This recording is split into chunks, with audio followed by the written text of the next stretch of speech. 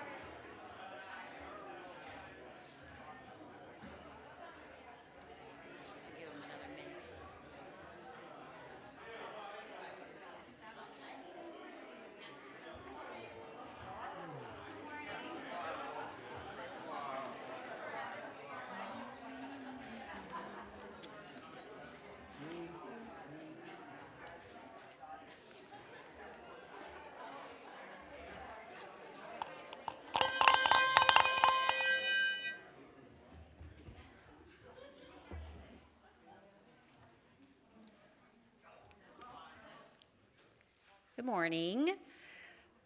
Please join us in singing hymn number 295, Sing Out Praises for the Journey.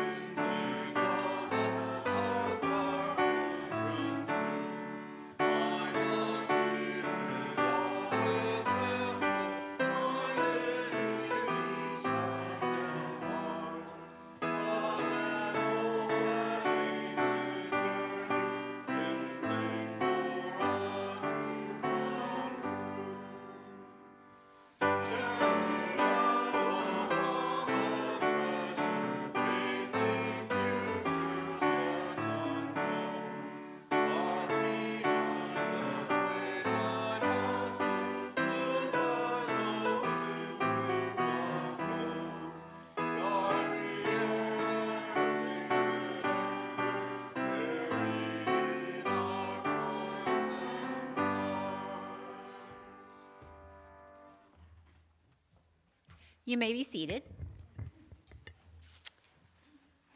Good morning again. My name is Loren Frey, and my pronouns are she, her.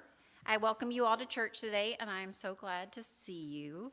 Our worship theme for the month of May is creativity, and I hope our service inspires your creative spirit. The prayer for our invocation is from Hillary Allen. Gracious One, keep watch on the innovators, the trailblazers, the taker of risk. Invite us to be persons of vision and integrity. Help us to remember the mystery from which possibility is born. Lead us to honor the sacred space where ministries, idealists, and realists meet. Encourage us to imagine more than just what is. Fill our hearts in times of discouragement. Keep our eyes on the long now. Through our efforts, let us know the fruits of connection and a deeper faith. Our chalice lighting words today come from coach, healer, and former UU minister Naphtali King. How shall we begin to live out our free faith? Nurture this precious light. When we do, we are beacons of freedom, creating a safe place to rest, explore, and innovate. Nurture this precious light. How we keep this lamp of truth and justice affects how and whether we are transforming inequity through witness and action. Nurture this precious light. As we nurture this precious light together, we become a light of hope, turning isolation into community, anguish into peace, and sorrow into joy. As we do, our faith burns a steady flame of innovation, banishing illusion, creating a new and renewing way together. With our living connections, with our glowing stories, with our flame of freedom, moving hand to hand, we nurture this precious light. Together, we turn this world from bleak to bright. One flame, one fire, one light at a time. We gather as creators of arts, of ideas, of connection, of the lives we are shaping day by day. Water has long been a symbol of life, of movement and possibility. It takes the shape of whatever holds it, yet it is never confined. Today we honor the creative spirit within and among us for the sparks of inspiration that arrive unannounced, in quiet moments, in laughter and struggle. We pour this water. May we welcome them. For the courage to create, to risk imperfection, to try to begin again, we pour this water. May we trust ourselves. For the creativity that builds justice, that imagines a more loving, equitable world, we pour this water. May we shape what does not yet exist. For the beauty we bring in being together through word, song, action, and care, we pour this water. May we create with purpose and joy. As these waters mingle, may our ideas, our gifts, and our spirits flow together, nourishing a community where creativity is sacred and where each of us is both artist and art. So may it be. All right, join us and please rise in the way you're able. And let us be together in one voice as we are together in the covenant. Through the words of our unison affirmation will appear on the screen, first in Spanish and then in English. El amor es la doctrina de esta iglesia. La búsqueda de la verdad es su sacramento y el servicio es su oración, viviendo juntos en paz, buscando el conocimiento en la libertad, para dar apoyo uno al otro, vivir con respeto por la vida, en armonía con toda la creación. Por lo tanto, nos comprometemos con los demás. Love, the doctrine of this church. The quest of truth is its sacrament, and service is its prayer. Dwell together in peace, to seek knowledge and freedom, to support one another, to live with reverence for life, and in harmony do all creation. Thus do we covenant with each other.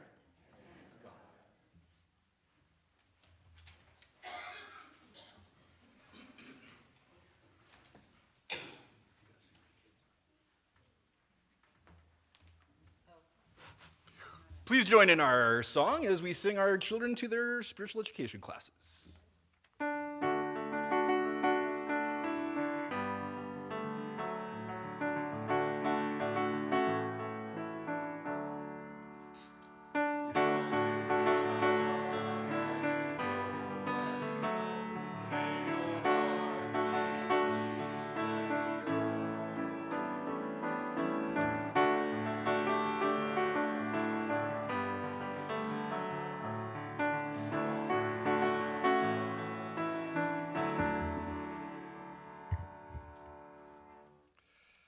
Ours is a welcoming community where we find connection, a spiritual community where we find meaning. Ours is a sharing community where our joys are amplified, a caring community where our sorrows are lessened. We take this moment to reflect on our joys and sorrows and acknowledge the mutual support of this community.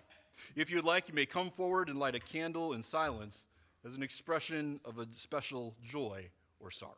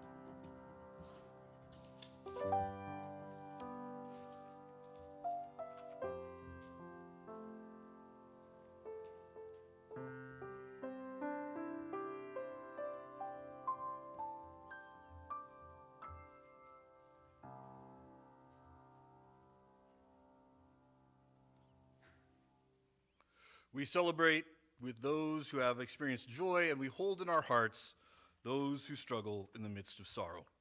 Amen. Alfred North Whitehead says that religion is what we do with our aloneness. Let us take a moment to sit up straight in our chairs, plant your feet on the floor to ground you to the earth. Close your eyes if you wish, or leave them just slightly open. And slowly take in a nice deep breath and gently release it, releasing all of the stress of the week, allow the silence of the next few moments to seep into your mind and heart, making room for new feelings, thoughts, and emotions to enter in.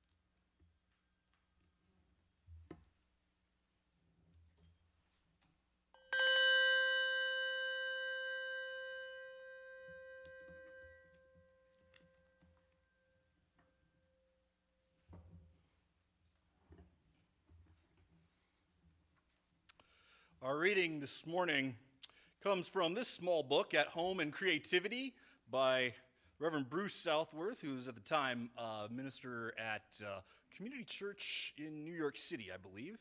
This is supposed to be kind of a user-friendly introduction to the theology of Henry Nelson Wyman. This is, our particular reading is from the introduction. We Unitarian Universalists carry in our very name a call to make that unity, Unitarianism, clear. We are a diverse group ourselves. We differ in worship, theology, politics, background, and perspective. We're drawn together by something akin to a method of religious inquiry. The philosopher Henry Nelson Wyman, who in his latter years made his home with us, called this method creative interchange. We also share a practical desire to make a difference in the world. Wyman taught, without supernaturalism, that our success depends on more than mere ethics. You may try to be my friend, for example. I may try to be yours, but both of us may trust one another well. We can set the necessary but not sufficient conditions for friendship to grow. We cannot guarantee it. The source of any new value, of any human good, is always a creative event that we cannot completely control, marked by something akin to grace. A mentor of mine studied Wyman's thought. He concluded that since creative events occur in many different forms, polytheism is superior to any form of monotheism.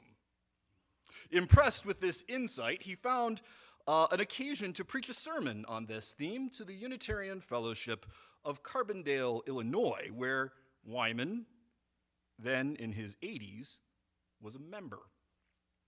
The philosopher listened attentively, and at the conclusion of the service, he shook hands with the speaker and said, "My friend, you and I need much more creative interchange."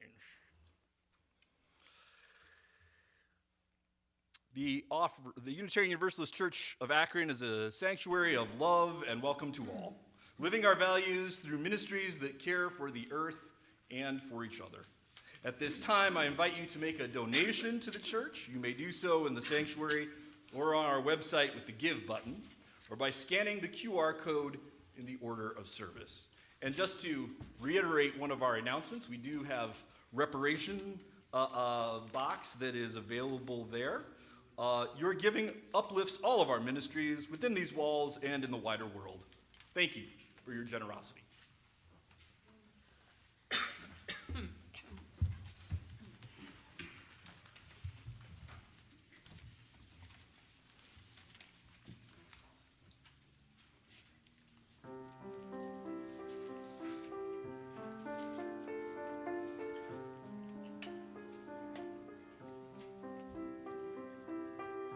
Take a look around you. Tell me what you see. People here together around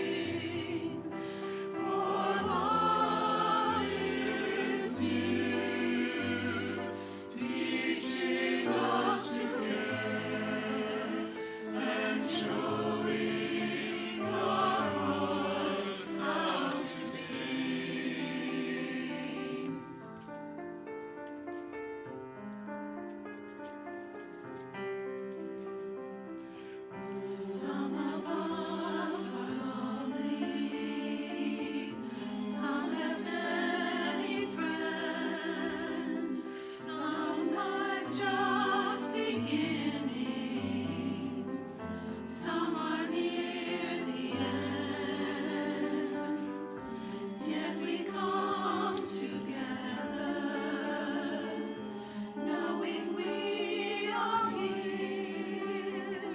Once again, reminding us that love grows deep. Yes, love grows deep, and all of us can share the wonder and joy that it can bring. For love is here, teaching us to care and showing our hearts how to sing. Yes, love grows deep. Yes, love grows deep.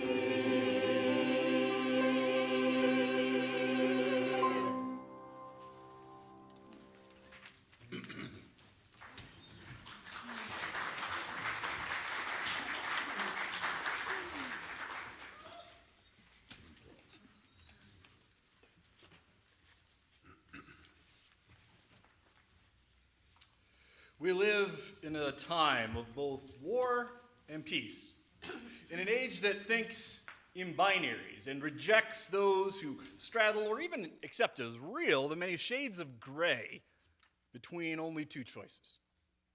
We have, as a nation, a polarizing problem.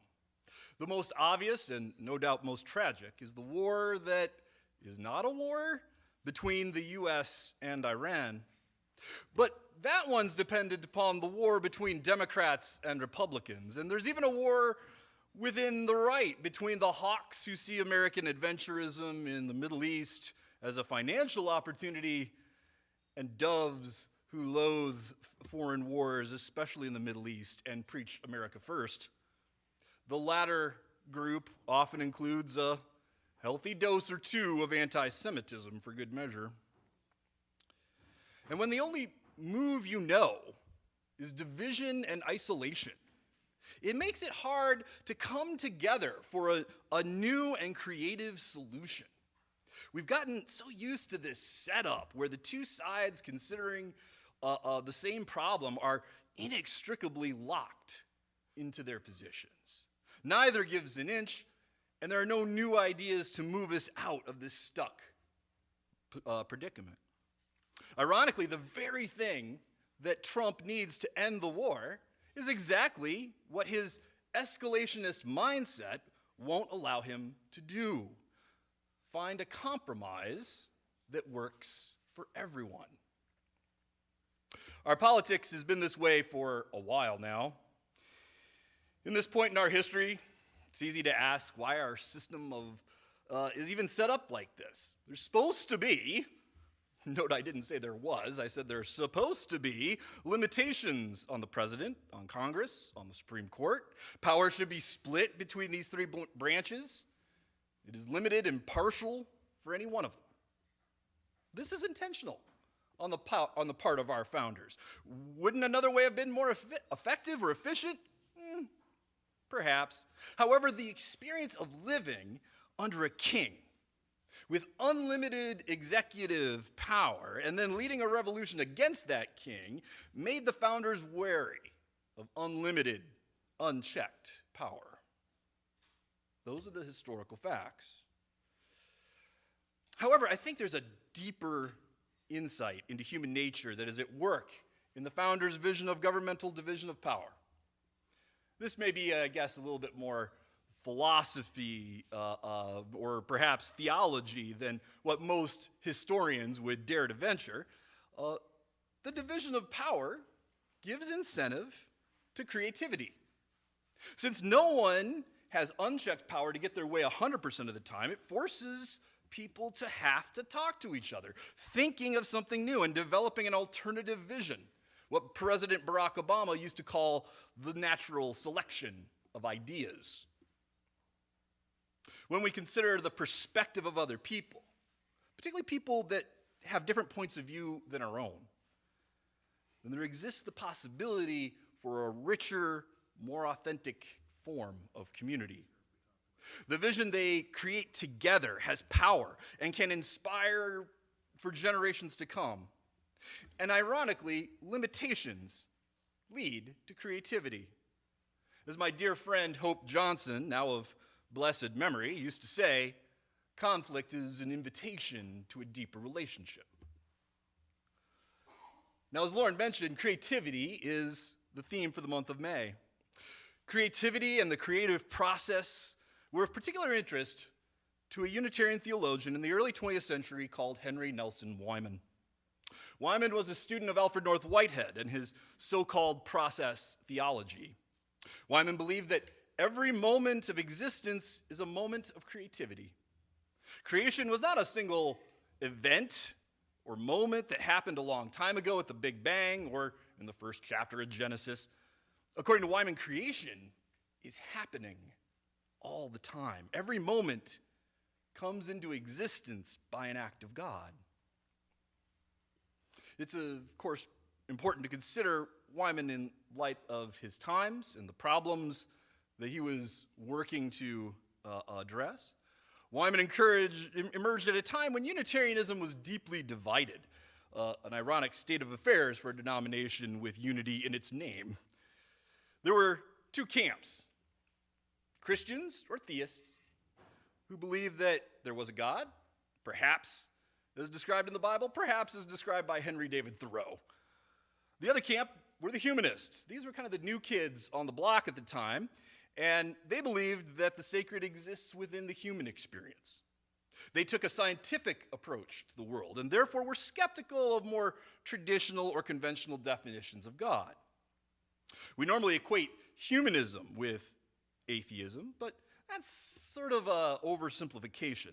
There certainly were a number of atheists who were humanists, but humanism was more nuanced and complex than that when it began. Nevertheless, there were two sides that disagreed with each other and argued a good bit over the course of the 20th century for the soul of Unitarianism. I heard stories early in my career of my older colleagues in the Midwest where this split was particularly acute. There was a tradition at one minister's retreat where the humanist ministers would line up on one side and the theist ministers would line up on the other, and they literally would have a tug of war. Oh, what we ministers do when left to our own devices. Now, this was an argument that started way back in the 19th century and kind of hit its crescendo in the middle of the 20th century, right when Wyman was writing. Henry Nelson Wyman was, and continues to be for some folks, seen as a bridge between humanists and theists. On the one hand, Wyman believed that there was such a thing that we should call God, and that God was worthy of worship. However, his definition of God was far from conventional. Like humanists, Wyman was very fond of the scientific approach to discovery and learning. He wanted something that he could point to, some human experience that could be lifted up as one in which God was present there. So he had a little different approach to theology than perhaps some others did. Often Wyman is called an empirical theologian because of this insistence that whatever God is, we should be able to sense and experience it. Wyman called God the creative good, or more often, creative interchange. He pointed to the experience of creativity, not just any form of creativity. For him, creative interchange has four parts. Imagine, if you will, two people just talking to each other. The first step to creative interchange is that the two people express their thoughts to each other, and in this particular case, we'll say that their thoughts clash or disagree in some manner. There's a diversity of opinions expressed. It's a shame that Wyman died well before the advent of the internet or social media. I'm sure he would not have imagined the diversity of opinions that get expressed in a single moment thanks to our technology. Now, stage 2 of creative interchange is when one or more of the people in question consider the other's position and takes it to heart, tries to integrate the other's idea into their own. It is not a denial that there are differences, quite the opposite. It's an acknowledgement of differences and putting that idea in honest dialogue with my own. Stage 3 is not necessarily agreement, but rather a more kind of emotional response. It's a feeling of appreciation of the idea in relationship to my idea. Think of it as sort of a radical hospitality of ideas. The other ideas are welcome and appreciated, a favorite term for Wyman. The fourth and final stage of creative interchange is when one person goes beyond the appreciating the ideas of the other and appreciates the person themselves. It goes beyond the intellectual to the relational. The two people appreciate the thoughts of the other, come to have a higher regard for the other person, kind of in their totality, not just their thoughts. Now, obviously, creative interchange fits very well with our value of pluralism. In addition, this is one of the places where we can see the interdependent web of existence of which we are a part. The two people disagree, and yet feel connected by the end of it to each other. Creative interchange is a new and interesting way to consider the idea of covenant, a sacred relationship between people. Traditionally, covenants were different from contracts in that covenants always included God, even when put in parentheses. Wyman would go along with a definition of covenant that included God, so long as God is that feeling of connection and interrelatedness people have, even among those with whom they disagree. A few other things to note about Wyman's ideas. He would say that everything experiences creativity at some level. Even if it's just a matter of mixing blue and yellow paint together, the creative element may be pretty small. Just how do those two colors come together to make green? Furthermore, creative interchange is not inevitable at the level of human interactions. One of the things that it requires are these boundaries and limitations, a container or a vessel. Creative interchange occurs because you're intentional about bringing it about. In our church, covenant groups or connection circles are a good example of how this can work.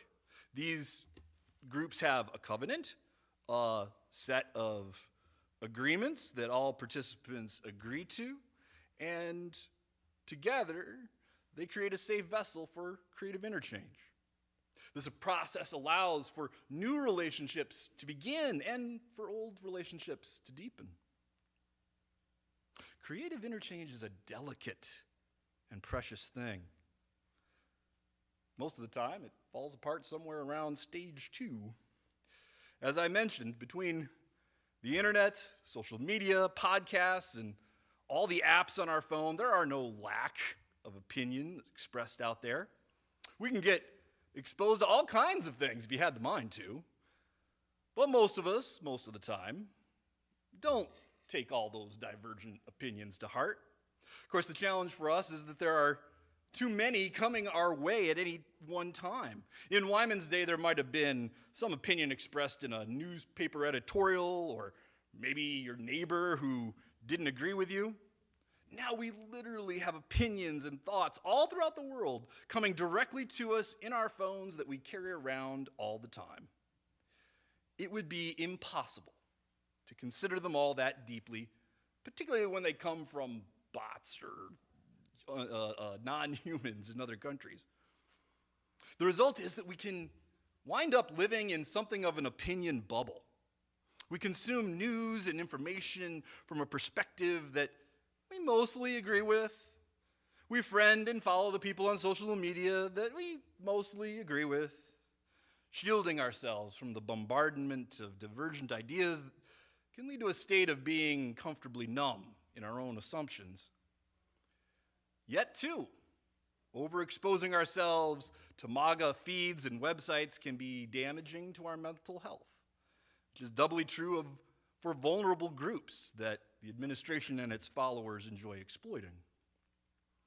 Thus, rather than having a kind of warm feeling of unity because we have connected with people who think differently than we do, so often we know that that's just a bot from Russia or some other country, or trolls from, now we know, other countries too. These do the exact opposite. They spread divergent opinions with the purpose to polarize and divide people through fear. This suppresses voting and destabilizes elections and therefore democracies.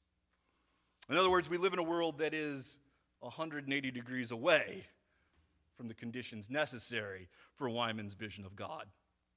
What the world needs now is more than a little creative interchange. And yet, it is precisely because we live in such a world that we need to practice creative interchange. The God of creative good happens when we dare to move outside our bubble, just maybe a little bit, and consider the opinions and ideas of someone else. In the best of circumstances, this can be something akin to interfaith dialogue, where we hear about what another person believes or other people believe and express their faith while they hear about ours. Differences can lead to creative connections and relationships between people. Note that later this afternoon at the Hunger Walk, it might present you with lots of opportunities just this afternoon. The experience of connection is so precious, so sacred to Wyman that he was willing to call it God. Whenever we feel that we're stuck in some situation that we cannot get out of and a third way presents itself, that's an opportunity to experience the holy. Indeed, Wyman's vision of God is a third way between humanism and theism of his time. His theology, in a way itself, is an example of creative interchange. For Wyman, Genesis may just be the most important book of the Bible because it describes the process of creation. Every moment of creation presents itself to us with a near infinite number of possibilities. But to bring those possibilities into fruition, we must ask ourselves, how will we bring it to life? What events and experiences will we create with our life today? These are the questions that Wyman's God presents to us every moment of our being, or should I say, our becoming. Wyman's message is even more relevant in our time because it seems so unusual and is so very needed. In the midst of every limitation, though, lies an opportunity to be creative. The director Kevin Smith writes, "Remember, it costs nothing to encourage an artist, and the potential benefits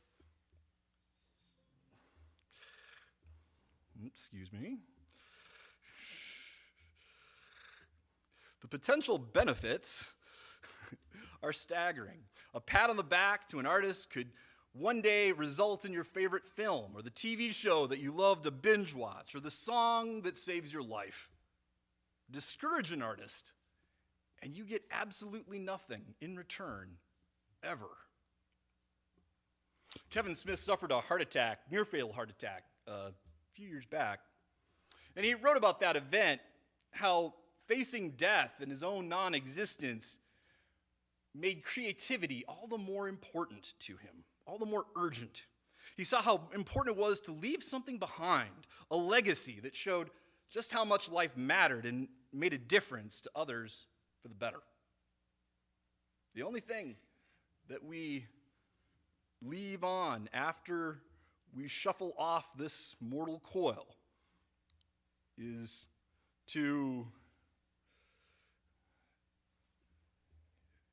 is to our children, our sermons, what we said or failed to say to the people we love. These are the things that we are remembered for and resonate throughout time and history as part of our memory and legacy. Be the source of human good. Make some creative interchange along the way. Be open to life and to new ideas. Dare to build a newer and deeper connection with the people in your life. For you never know what new thing may emerge as a result. Go in peace. Amen. I invite you now to rise in the ways that you are able and join in singing hymn number 1024, When the Spirit Says Do.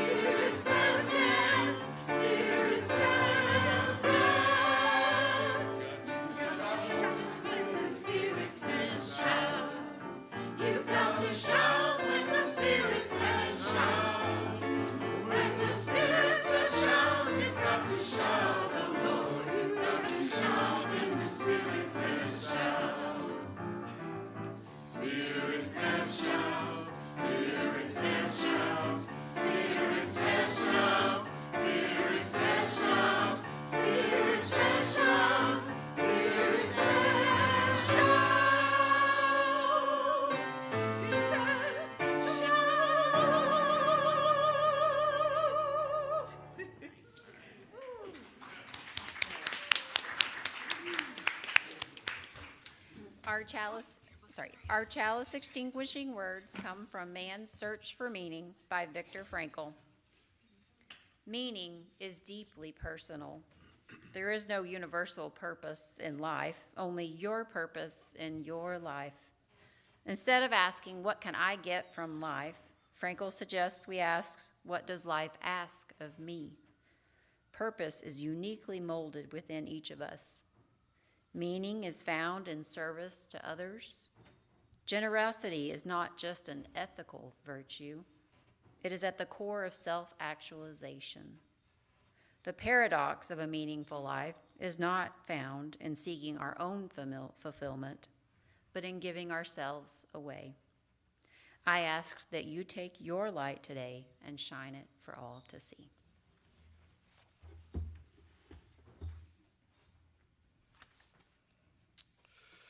May the home that you make together be the kind that helps to make this world a bit more home-like.